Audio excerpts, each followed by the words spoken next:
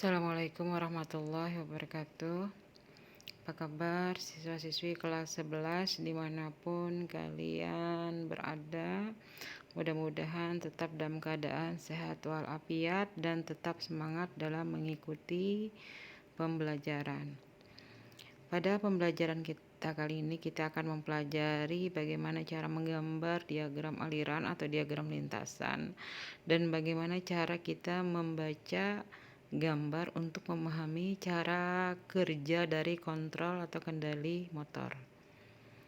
Nah, di sini kita akan mempelajari kendali motor dari satu tempat dan kendali motor dari 3 tempat. Pada pembelajaran sebelumnya kita sudah mempelajari macam-macam diagram kendali pada motor, yaitu ada 4 kemarin ya, ada 4 bentuk diagram, yaitu yang pertama ada diagram blok, ada diagram satu garis, ada diagram pengawatan, dan ada diagram aliran atau diagram lintasan. Yang mana biasanya untuk memahami kendali atau untuk melakukan sebuah perancangan yang paling simpel, yang paling mudah untuk dipahami adalah lewat diagram aliran atau diagram lintasan.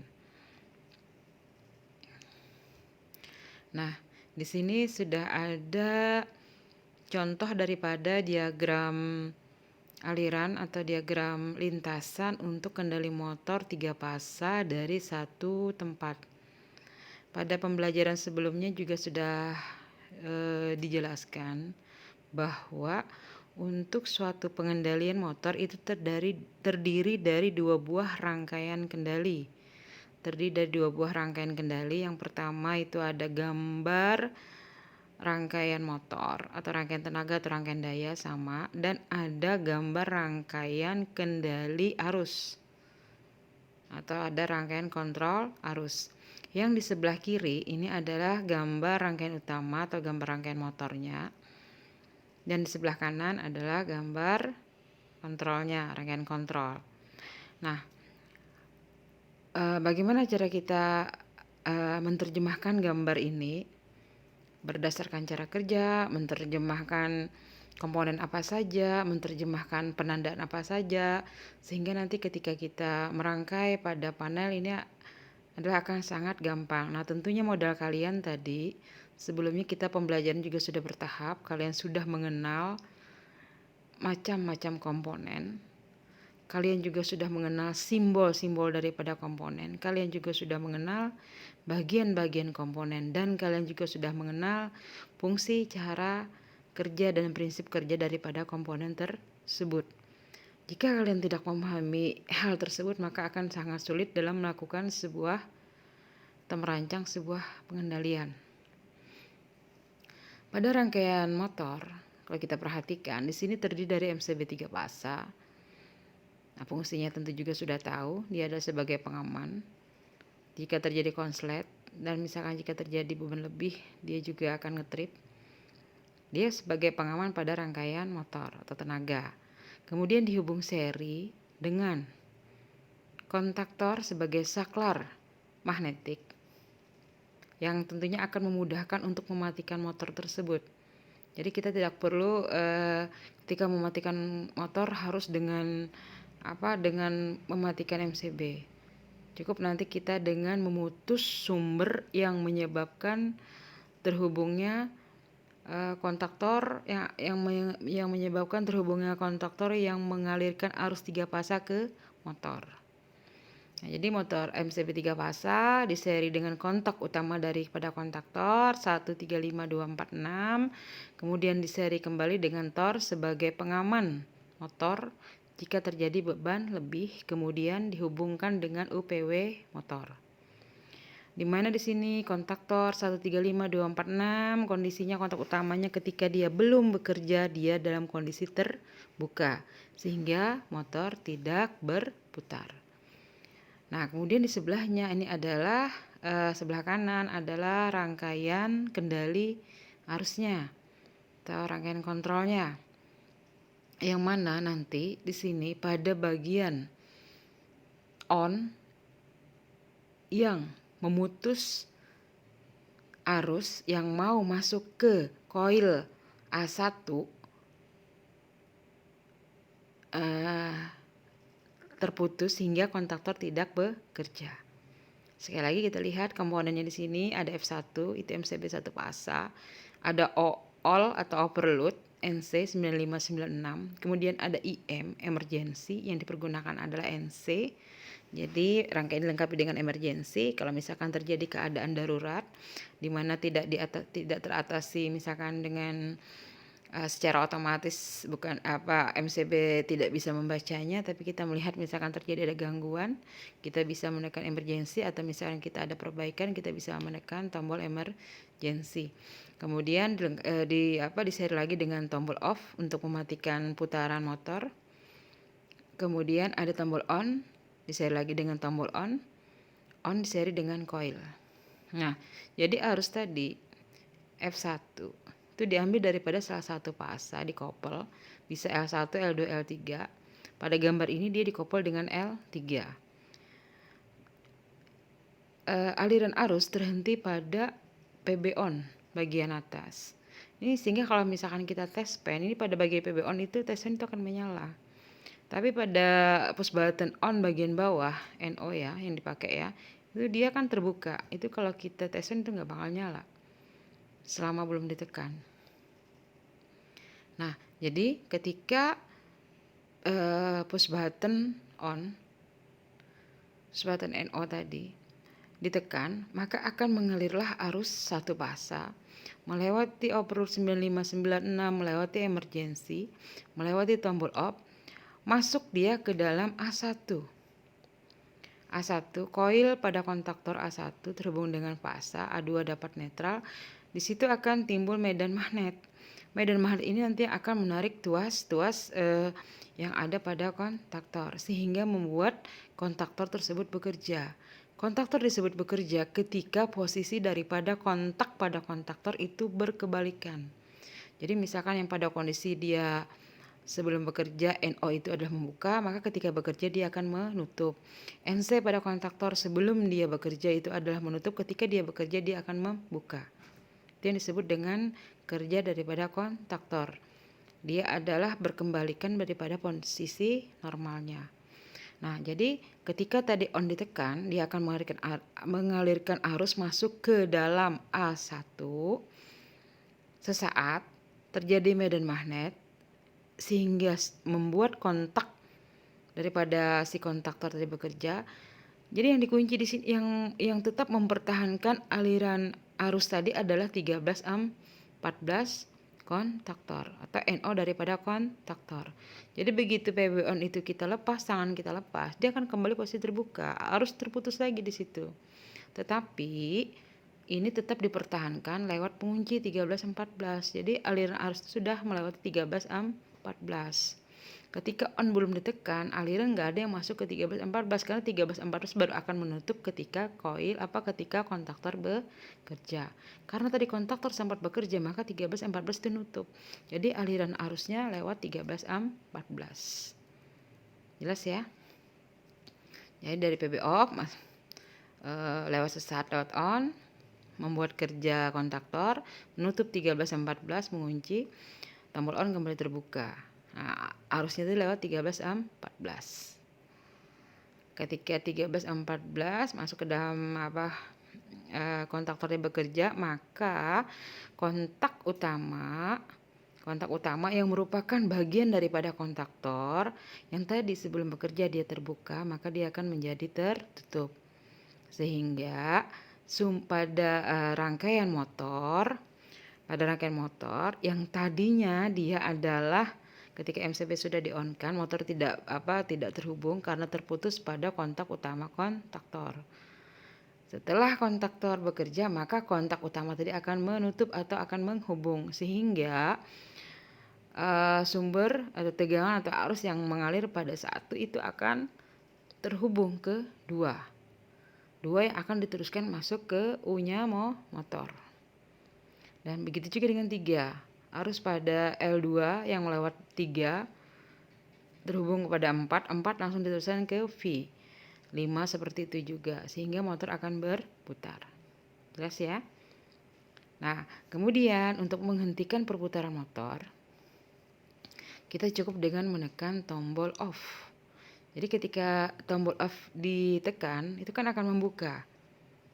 Nah, ketika membuka inilah terputusnya aliran arus yang masuk ke dalam koil kontaktor, masuk ke dalam A1, sehingga karena pada koil terputus dengan sumber, maka medan magnet tadi hilang pengaruhnya. Nah, sehingga karena pengaruh medan magnet hilang, tuas kembali ke posisi semula, maka kontaknya tadi akan semuanya kembali kepada posisi normalnya. Yang NO tadi asalnya sudah terhubung menjadi akan terbuka, yang NC tadi yang asalnya terbuka akan menjadi tertutup kembali. Sehingga pada kontak utamanya, karena hilangnya pengaruh medan magnet, tuas akan menarik lagi, sehingga yang tadi didorong untuk menutup kembali terbuka ini, sehingga pasa yang mengalir L1, L2, L3 yang mengalir lewat saklar magnetik tadi, dia akan menjadi terputus, sehingga motor akan berhenti. Gitu ya penjelasannya. Nah, kemudian rangkaian ini dilengkapi dengan overload. Overload ketika misalkan terjadi kelebihan beban, maka 959 itu akan main. Dia akan membuka. Ketika dia membuka, nah aliran arus yang mengalir dari MCB harusnya masuk A1 juga akan menjadi terputus. Misalkan dalam kondisi bekerja, tiba-tiba terjadi overload, maka dia secara otomatis nanti karena prinsip kerjanya berdasarkan bimetal, dua buah metal yang misalkan sudah kepanasan melebihi batas ambang pengaturan setting arusnya, maka dia akan membuka. Nah, disitulah terputusnya arus, sehingga sekali lagi motor akan berhenti. Motor akan berhenti dan akan mengalirkan, sehingga 97 98 itu akan menjadi tertutup. Nah, kalau dilihat pada gambar ini sepertinya terjadi kesalahan kurang tepat. Seharusnya 97 ini terhubungnya dengan 95, bukan pada 96. Pengambilan sambungan ini salah. Kalau berdasarkan gambar ini, maka indikator overload tidak akan menyala jika terjadi overload. Karena begitu misalkan terbuka 96, tidak ada arus yang masuk ke 97. Tetapi kalau misalkan 97 kita hubung dengan 95, 96 terbuka, 97 itu akan nutup. Meneruskan arus satu fasanya ke indikator lampu merah, sehingga lampu merah akan menyala. Jadi sekali lagi rangkaian ini kurang tepat untuk pengambilan sambungan untuk lampu indikator overload. Untuk emergency di sini di paralel dengan overload. Ini kalau emergency nggak masalah ngambilnya sebenarnya lewat di bawah 96. Yang penting bukan di bawah pada bagian emergency. Jelas ya? Jadi kalau misalkan terjadi overload atau misalkan terjadi emergency ditekan, maka emergency ini akan memutus arus, dan pada bagian NO emergency itu akan menutup, sehingga indikator emergency yang sama-sama tadi dipakai untuk juga indikator overload itu akan menyala. Sedangkan lampu hijau, lampu kuning akan mati. Jelas ya? Untuk penjelasan rangkaian motor dan rangkaian tenaga, cara kerjanya.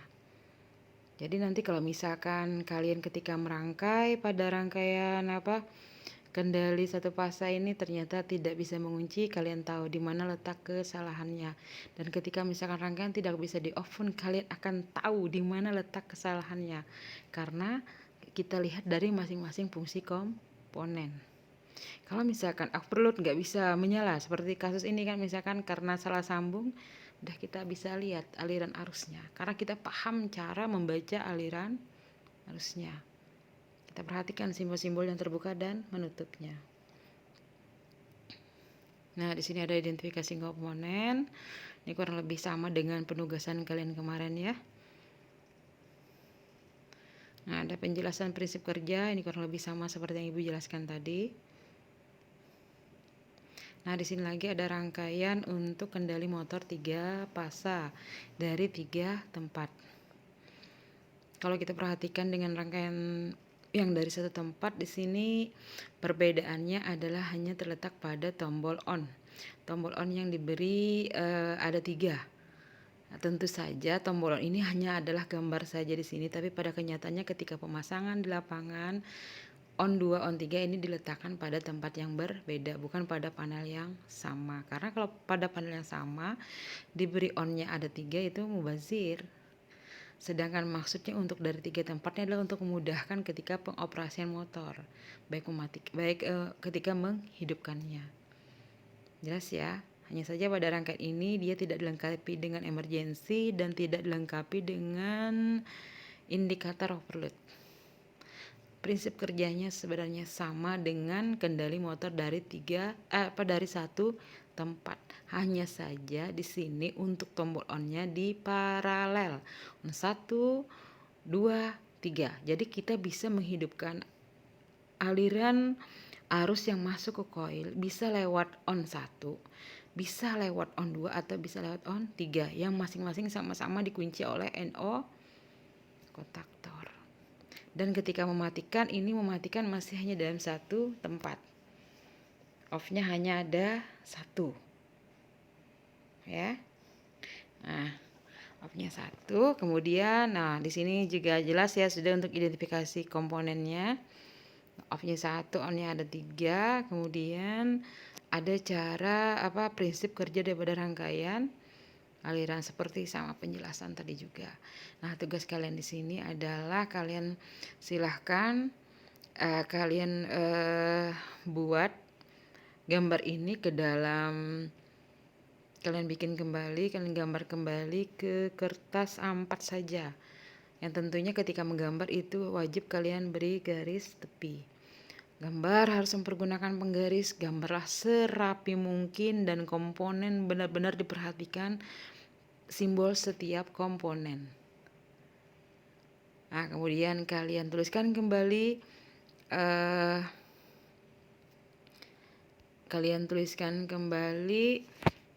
identifikasi komponen dan penomorannya, kemudian prinsip kerjanya.